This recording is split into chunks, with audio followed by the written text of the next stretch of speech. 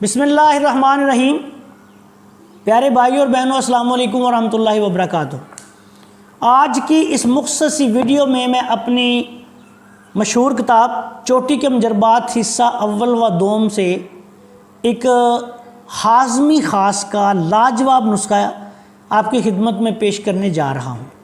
یہ میرے استاد محترم جناب حکیم تاج محمد صاحب جہلمی کا تجارتی نسخہ تھا۔ میں نے ان کا یہ خاص نسخہ اپنی کتاب میں بیان کیا۔ اس کتاب کے مجربات آپ کی خدمت میں اس لیے پیش کر رہا ہوں کہ اطباء کرام جو نسخہ جات کی تلاش میں ہوتے ہیں، اچھے نسخہ جات کی تلاش میں ہوتے ہیں، ان کو پتہ چلے کہ میں نے کس پائے کے نسخے اپنی اس کتاب میں آج سے 20 سال پہلے پیش کر دیے تھے۔ جو اطباء کرام نئے ہیں، نئے اپنے مکتب بنانا چاہ رہے ہیں یا بنا رہے ہیں، ان کے لیے یہ کتاب ایک بہت بڑی اثاثہ ثابت ہوگی، نسخہ جات کے حوالے سے رہنما ثابت ہوگی، بہت بڑی جو ہے ان کی اس کتاب سے انشاءاللہ مدد ہوگی، ایک استاد کا درجہ رکھے گی۔ وہ نسخہ جات اس میں سے بنائیں اور اپنے مریضوں کو استعمال کروائیں، انشاءاللہ تعالیٰ وہ بے حد فائدہ اٹھائیں گے۔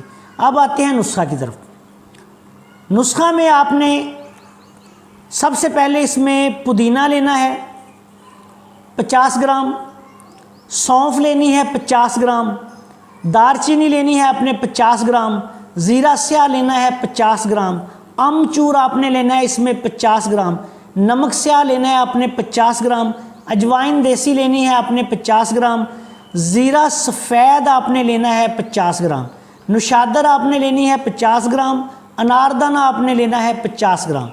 یہ تمام چیزیں 50 گرام لے لیں۔ اگر کسی نے زیادہ بنانا ہے تو پاؤ یا ایک کلو بھی بنا سکتا ہے۔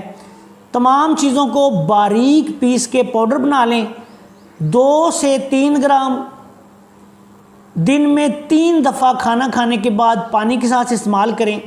اس سے متلی، قے، پیٹ درد، گیس ٹربل، بھوک کی کمی اور معدہ میں خرابی ہضم کی وجہ سے ہونے والے جو مسائل ہوتے ہیں ان کے لیے یہ ایک بہت ہی لاجواب نسخہ ہے۔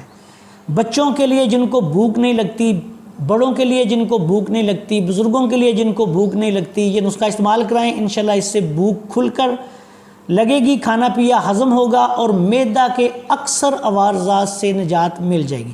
یہ نسخہ ہاضمی خاص کے نام سے میں نے اپنی کتاب میں چوٹی کے مجربات حصہ اول دوم یکجا میں یہ صفحہ نمبر 191 پہ ہے۔